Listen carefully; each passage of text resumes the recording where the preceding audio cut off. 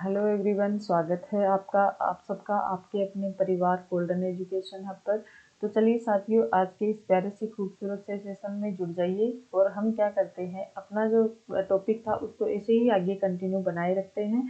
हम पढ़ रहे थे वाक्य के बारे में, हमने वाक्य के अवयव देख लिए, फिर दूसरे क्लास में हमने देखा था वाक्य के अंग, और आज हम देखेंगे रचना के आधार पर वाक्य के भेद। आज का हमारा जो टॉपिक है वो रहेगा रचना के आधार पर वाक्य के भेद।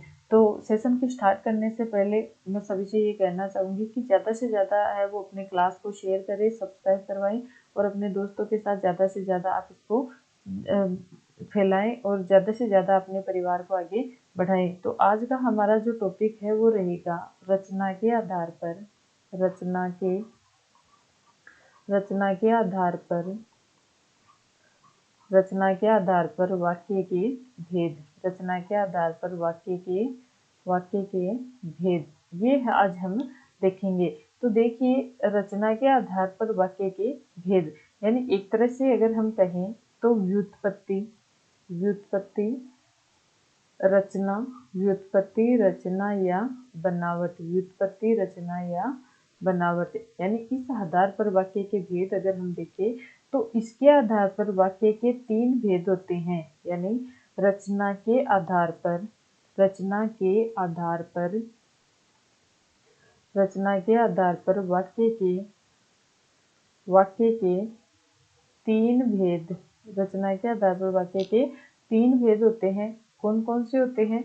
तो पहला हो जाएगा सरल, दूसरा हो जाएगा मिश्र, सरल, मिश्र, और तीसरा हो जाएगा संयुक्त। यानी रचना के आधार पर वाक्य है वो उसके 3 भेद होते हैं। पहला हो जाता है सरल, दूसरा हो जाता है मिश्र और तीसरा हो जाता है संयुक्त। अब इनको देखने से पहले सबसे हम देखेंगे कि उपवाक्य किसे कहते हैं। इनको देखने से पहले सबसे पहले हम देखेंगे कि उपवाक्य किसे कहते हैं।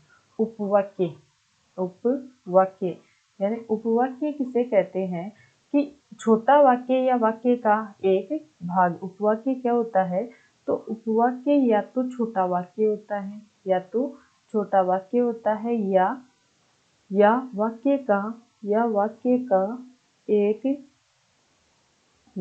का एक भाग, यानी छोटा वाक्य या वाक्य का एक भाग होता है। जैसे मान लीजिए अगर मैं एग्जाम्पल लिखूं इसका, तो जैसे मान लीजिए अगर इसका एग्जाम्पल लिखिए तो जैसे राम ने कहा, राम ने कहा कि, राम ने कहा कि सत्य ही ईश्वर है। राम ने कहा कि सत्य ही ईश्वर है। राम ने कहा कि सत्य ही ईश्वर है। तो प्रधान वाक्य तो क्या हो गया कि राम ने कहा, लेकिन राम ने कहा प्रधान वाक्य हो गया, लेकिन जो आश्रित उपवाक्य है वह हो गया सत्य ही ईश्वर है। तो ये क्या हो गया? आश्रित उपवाक्य, यानी ये जो प्रधान वाक्य है इसके साथ में ये जुड़ा हुआ है। तो वाक्य का वह भाग जिसमें उद्देश्य व विधेय भी हो, यानी एक तरह से हम कह सकते हैं कि वाक्य का वह भाग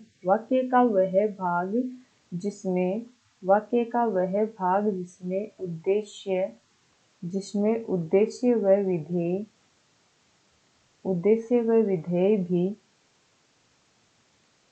उद्देश्य व विधेय भी हो, क्या कहलाता है? उपवाक्य कहलाता है।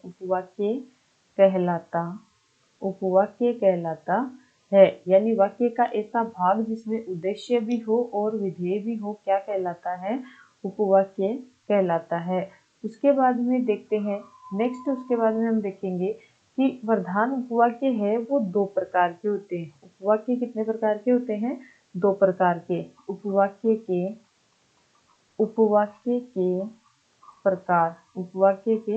प्रकार। तो उपवाक्य के प्रकार अगर देखें तो उपवाक्य है ये 2 प्रकार से होता है। एक तो होता है प्रधान उपवाक्य, और एक होता है आश्रित। एक तो होता है प्रधान उपवाक्य और एक होता है आश्रित उपवाक्य, प्रधान उपवाक्य या आश्रित उपवाक्य। अब देखते हैं, जैसे मान लीजिए इसके लिए अगर हम एग्जाम्पल देखें तो यह वही आदमी, यह वही आदमी है जो जो मुझे जो मुझे कल मिला था। ये वही आदमी है जो मुझे कल मिला था। तो देखिए इसमें प्रधान उपवाक्य तो कौन सा हो जाएगा, ये वाला, ये तो हो गया प्रधान उपवाक्य, यानी ये वही आदमी है। लेकिन जो आश्रित उपवाक्य है वो ये हो गया कि जो मुझे कल मिला था, तो ये हो जाएगा आश्रित उपवाक्य। यानी प्रधान उपवाक्य है, आश्रित उपवाक्य उस पर डिपेंड होता है। अगर प्रधान वाक्य नहीं हो तो आश्रित उपवाक्य का कोई मतलब नहीं होता है। अगर प्रधान उपवाक्य ही नहीं रहेगा तो आश्रित उपवाक्य है उसका कोई मतलब नहीं रहता है। उसके बाद में देखो अगला एग्जाम्पल, अगर हम देखें आगे इसका एग्जाम्पल देखें तो एग्जाम्पल होगा कि जब मैं घर गया, जब मैं घर गया तथा तब, जब मैं घर गया तब माँ खाना बना रही थी, माँ खाना बना रही थी। यानी जब मैं घर गया तब माँ खाना बना रही थी, तो प्रधान वाक्य तो हो जाएगा जब मैं घर गया, यानी जब मैं घर गया तब माँ खाना बना रही थी। तो इसमें जब मैं घर गया ये तो हो जाएगा आश्रित उपवाक्य, ये तो हो जाएगा आश्रित उपवाक्य, और माँ खाना बना रही थी ये हो जाएगा प्रधान उपवाक्य। यानी माँ खाना बना रही थी जब मैं घर गया, तो ये क्या हो गया, आश्रित उपवाक्य हो गया। अब देखिए आश्रित उपवाक्य की पहचान। आश्रित उपवाक्य, आश्रित उपवाक्य की पहचान, आश्रित उपवाक्य की पहचान क्या क्या होती है, यानी इसकी पहचान क्या क्या होती है। तो इसकी पहचान के लिए कुछ कीवर्ड्स हैं जिनकी सहायता से हम इन्हें पहचान सकते हैं, जैसे जो,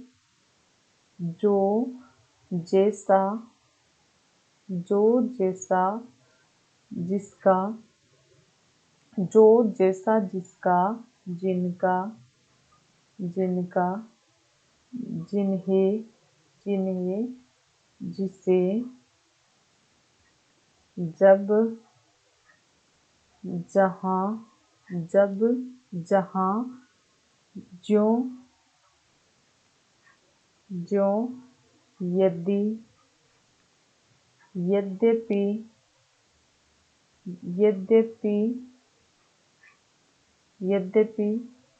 अगर, कि, क्योंकि, ताकि, इसलिए कि। तो ये जो शब्द आ जाते हैं, ये योजक जो आ जाते हैं, वहां पर आश्रित उपवाक्य होता है। यदि ये जो भी योजक शब्द मैंने लिखवाए हैं, आदि योजक शब्दों, आदि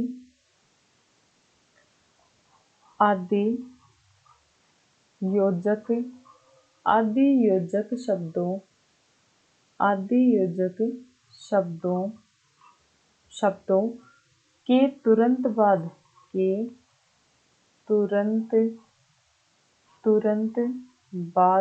आदि योजक शब्दों के तुरंत बाद वाला उपवाक्य आश्रित उपवाक्य होता है। यानी जो मैंने ये अभी आपको लिखवाए थे, ये वाले वाक्य, ये जो शब्द मैंने लिखवाए थे, इन शब्दों के तुरंत बाद, इनके तुरंत बाद वाला वाक्य, इनके तुरंत बाद वाला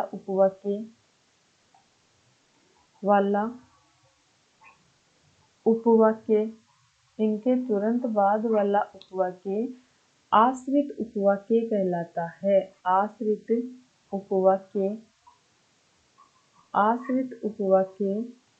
कहलाता है, आश्रित उपवाक्य कहलाता है। यानी तथा उस वाक्य में बचा हुआ दूसरा वाक्य, यानी और जो बच जाता है, बचा हुआ, यानी एक वाक्य में अगर आश्रित उपवाक्य को हम निकाल दें तो बचा हुआ वाक्य प्रधान उपवाक्य कहलाता है। बचा हुआ वाक्य प्रधान उपवाक्य कहलाता, प्रधान उपवाक्य कहलाता है। बचा हुआ वाक्य प्रधान उपवाक्य कहलाता है। फिर उसके बाद में देखते हैं उपयुक्त सभी योजक। अगली पहचान है उपयुक्त सभी योजक। उपयुक्त सभी योजक व्यधिकरण, उपयुक्त सभी योजक व्यधिकरण योजक कहलाते हैं। व्यधिकरण योजक कहलाते, व्यधिकरण योजक कहलाते हैं। उपयुक्त सभी योजक व्यधिकरण योजक कहलाते हैं क्योंकि ये क्या करते हैं, एक प्रधान उपवाक्य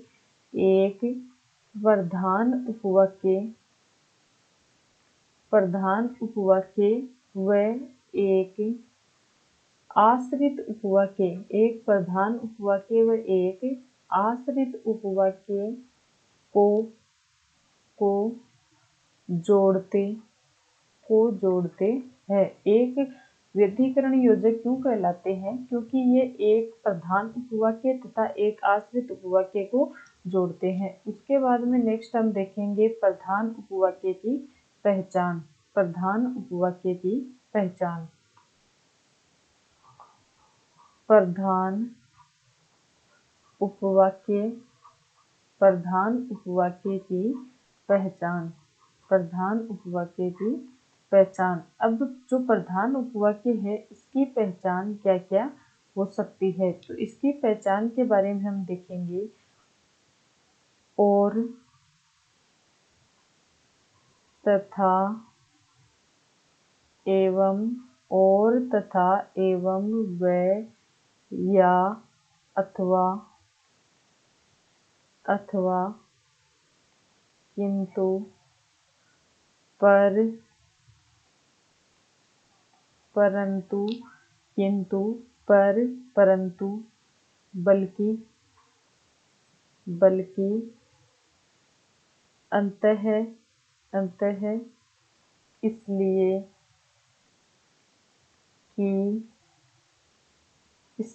कि वस्तुतः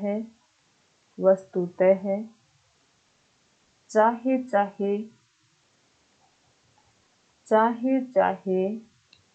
फिर भी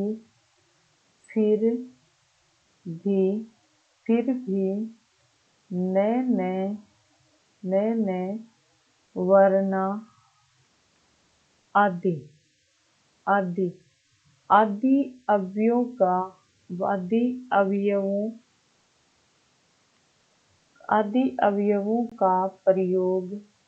अवयवों का प्रयोग होने पर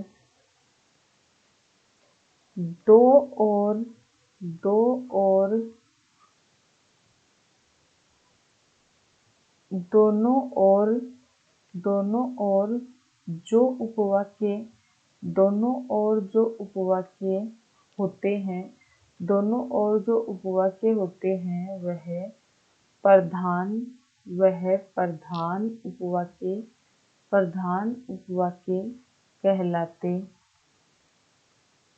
प्रधान उपवाक्य कहलाते हैं। यानी ये जो योजक चिन्ह आते हैं इन चिन्हों से जुड़ने वाले दोनों तरफ के जो वाक्य होते हैं वह क्या कहलाते हैं, प्रधान उपवाक्य कहलाते हैं। और प्रधान उपवाक्यों को जोड़ने वाले जो योजक है उन योजकों को, प्रधान उपवाक्यों को जोड़ने वाले योजकों को हम कहते हैं समानाधिकरण योजक। उन्हें हम कहते हैं समानाधिकरण योजक। समानाधिकरण योजक यानी समानाधिकरण योजक क्या करते हैं कि दो प्रधान उपवाक्य को जोड़ते हैं। और उसी प्रकार अगर व्यधिकरण के बारे में हम देखें, व्यधिकरण योजक के बारे में हम देखें तो व्यधिकरण योजक क्या करते हैं, आश्रित उपवाक्य को किससे जोड़ते हैं, प्रधान वाक्य से जोड़ते हैं। तो व्यधिकरण योजक आश्रित वाक्य को प्रधान उपवाक्य से जोड़ते हैं, जबकि समानाधिकरण योजक प्रधान उपवाक्य को प्रधान उपवाक्य से ही जोड़ते हैं। अब देखते हैं आगे, चाहे अगर चाहे शब्द, नोट लगाकर लिखें, नोट, अगर, अगर चाहे शब्द, अगर चाहे शब्द, चाहे शब्द एक बार आए, चाहे शब्द एक बार आए, चाहे शब्द एक बार आए तो आश्रित उपवाक्य, आश्रित उपवाक्य व दो बार आए तो, दो बार आए तो प्रधान, दो बार आए तो प्रधान उपवाक्य, प्रधान उपवाक्य होता है, तो प्रधान उपवाक्य होता है। तो इस प्रकार से हम इनको देख सकते हैं। अब उसके बाद में अगला हम देखेंगे मिश्र वाक्य। अगला तो जो वाक्य का प्रकार है वो हम देखेंगे मिश्र वाक्य, मिश्र वाक्य, मिश्र वाक्य। मिश्र वाक्य में क्या होता है कि इसमें एक प्रधान वाक्य, मिश्र वाक्य में क्या होता है, एक प्रधान उपवाक्य, एक प्रधान उपवाक्य, एक प्रधान उपवाक्य प्लस एक या अधिक, एक या अधिक,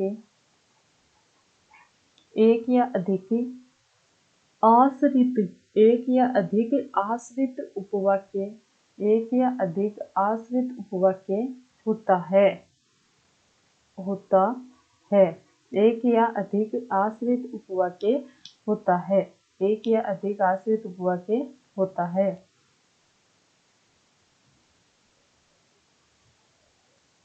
होता है।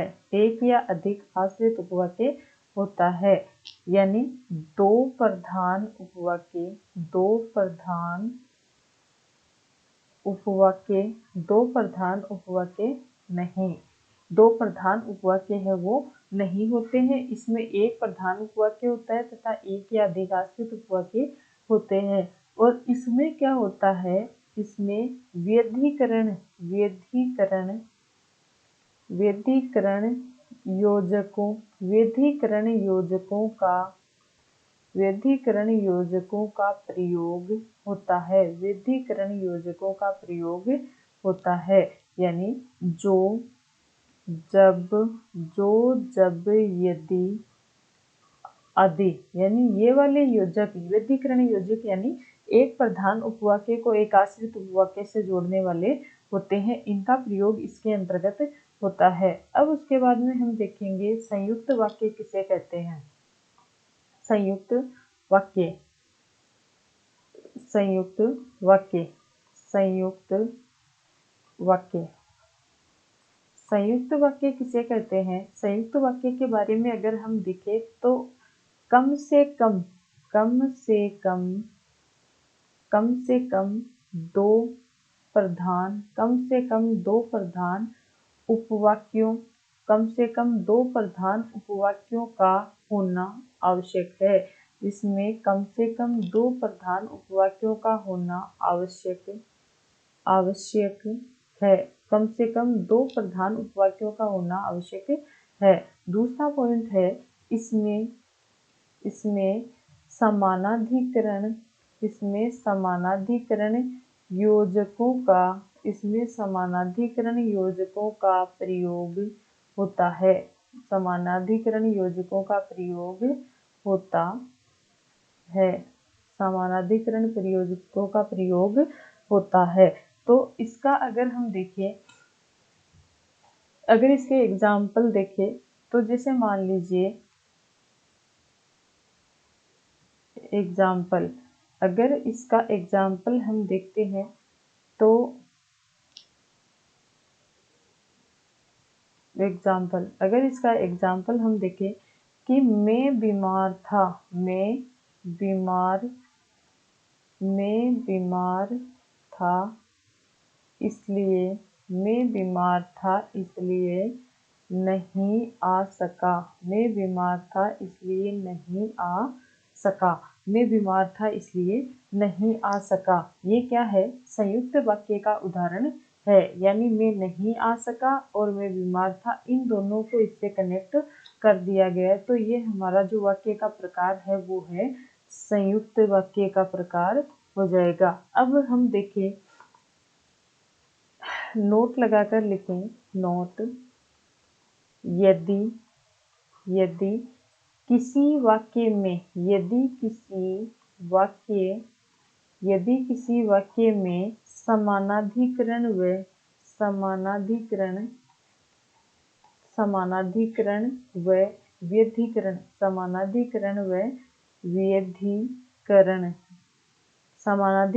व्यधिकरण दोनों योजक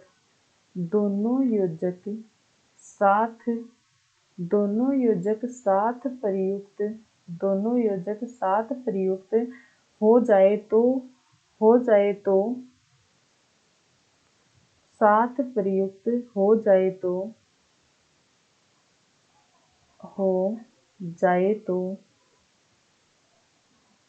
जाए तो ये जिस क्रम में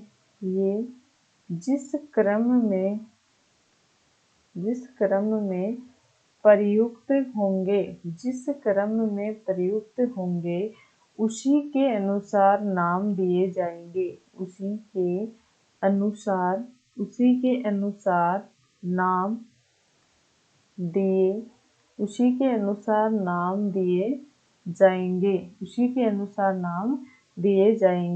कैसे? जैसे मान लीजिए, इसका एग्जाम्पल अगर हम देखें तो अध्यापक ने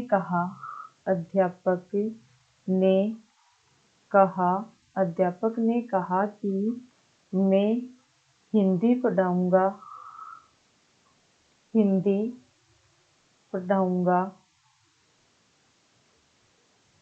पढ़ाऊंगा और अंग्रेजी पढ़ाऊंगा। अध्यापक ने कहा कि मैं हिंदी पढ़ाऊंगा और अंग्रेजी पढ़ाऊंगा। अगर हम इस वाक्य में देखें तो इस वाक्य में क्या है कि इसमें नाम दिया, अलग अलग जो वाक्य है वो आ गए हैं, साथ आ गए हैं, और साथ की वजह से क्या हो गया कि अध्यापक ने कहा कि मैं हिंदी पढ़ाऊंगा और अंग्रेजी पढ़ूंगा। तो यहाँ पर की को देकर हम कह सकते हैं कि पहले तो इसका जो नाम देंगे वो देंगे मिश्र, और फिर उसके बाद में हम नाम देंगे संयुक्त। तो हम इसे कह सकते हैं मिश्र संयुक्त वाक्य। अब इसी प्रकार से जैसे अगला वाक्य अगर इसका हम देखें तो अगला वाक्य हो जाएगा, अगला वाक्य है अध्यापक कक्षा में आया। और उसने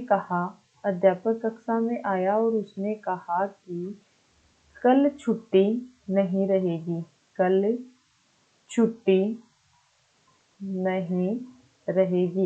अध्यापक कक्षा में आया और अध्यापक ने कहा कि कल छुट्टी नहीं रहेगी। तो इसमें हम देखते हैं वाक्य का पहला जो भाग है वो संयुक्त वाक्य का है, और बाद में की आ जाने से आ गया मिश्र वाक्य। तो हम इसको कह सकते हैं संयुक्त मिश्र वाक्य। हम इसको कह सकते हैं संयुक्त मिश्र वाक्य। हम इसे क्या कहेंगे? संयुक्त मिश्र वाक्य। अब आगे नोट लगाकर हम लिखें, यदि दोनों प्रकार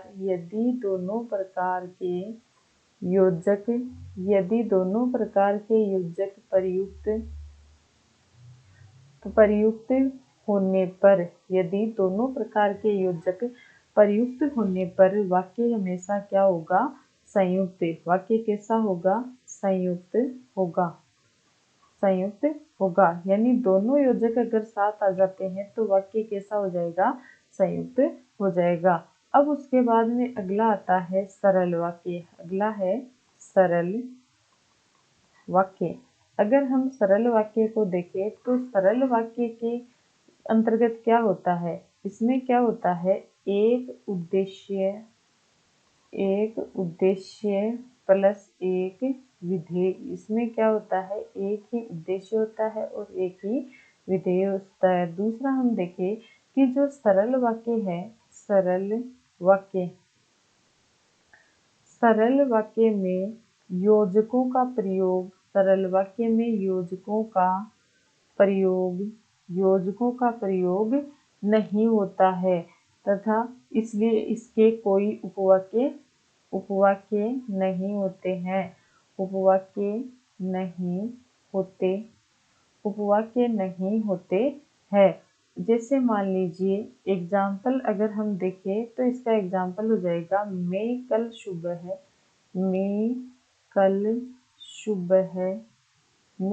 सुबह 7 बजे विद्यालय जाऊंगा। मैं कल सुबह 7 बजे विद्यालय जाऊंगा। ये वाक्य हो जाता है। अब उसके बाद में हम कुछ वाक्य है वो देख सकते हैं। तो इनके कुछ एग्जाम्पल हम देखें तो जैसे मान लीजिए पहला है मेरे स्टेशन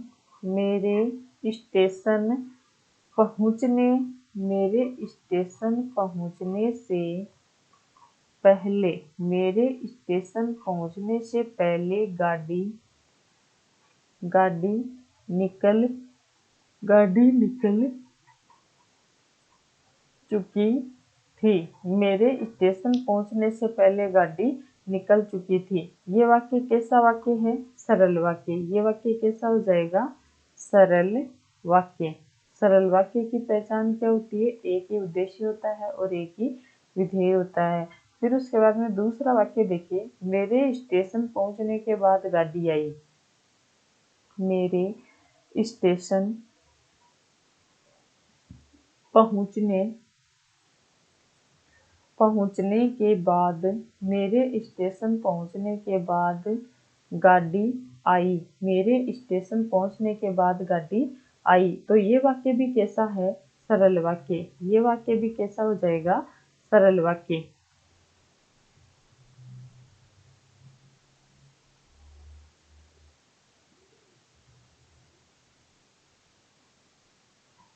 सरल वाक्य। ये वाक्य भी कैसा वाक्य हो जाएगा? सरल वाक्य हो जाएगा। अब देखते हैं आगे इसी प्रकार अगर हम देखें तो गांधी जी सत्य और अहिंसा के पुजारी है। गांधी जी सत्य और अहिंसा के पुजारी है। तो गांधी जी सत्य अहिंसा के पुजारी है, ये वाक्य भी कैसा हो जाएगा? सरल वाक्य। अब जैसे मान लीजिए कुछ एग्जाम्पल मैं आपको ऐसे ही बता दूं कि वह बीमार होने के कारण परीक्षा नहीं दे सका। ये वाक्य कैसा हो जाएगा? सरल वाक्य हो जाएगा। करो या मरो। तो करो या मरो में क्या हो जाता है? या आ जाने के कारण यह संयुक्त वाक्य हो जाएगा। उसके घर पहुंचते ही वर्षा शुरू हो गई। ये भी सरल वाक्य हो जाएगा। जिसकी लाठी उसकी भैंस, ये मिश्र वाक्य हो जाएगा। गंगा गए गंगादास, जमुना गए जमुनादास, ये वाला हो जाएगा संयुक्त वाक्य। यानी दो प्रधान उपवाक्य आपस में जुड़े हुए हैं। दान की बिछिया के दांत नहीं देखे जाते, तो ये भी क्या हो जाएगा? सरल वाक्य। वह दुकान पर काम करता है, ये भी क्या हो जाएगा? सरल वाक्य। फिर उसके बाद में है मेरे विद्यालय पहुंचने पर लड़के शोर करने लगे, ये भी हो जाएगा सरल वाक्य। मैं विद्यालय जाता पर कोई जरूरी काम हो गया, तो यहाँ पर क्या हो जाएगा? संयुक्त वाक्य। यानी मैं विद्यालय जाता लेकिन मुझे क्या हो गया? कोई जरूरी काम हो गया और मैं विद्यालय नहीं जा पाया, तो ये क्या हो जाएगा? सरल वाक्य। अब उसके बाद में साथियों नेक्स्ट क्लास में हम देखेंगे आश्रित उपवाक्य के भेद। यानी हमने आश्रित उपवाक्य देख लिए, प्रधान उपवाक्य देख लिए, तो अगले क्लास में हम देखेंगे आश्रित उपवाक्य के भेद। तो सभी साथियों से मैं आशा करूंगी कि सभी को सेशन है वो समझ में आया होगा। तो सभी साथी सेशन को एक बार देखें और इससे सीखें और ज़्यादा से ज़्यादा अपने चैनल को सब्सक्राइब करें, लाइक करें, अपने दोस्तों के साथ में शेयर करें और ज़्यादा से ज़्यादा अपना जो परिवार है गोल्डन एजुकेशन हब, इस परिवार को आगे बढ़ाएं। तो सभी साथियों से मैं यही कहना चाहूँगी। तो सभी साथियों को मेरा एक बार फिर से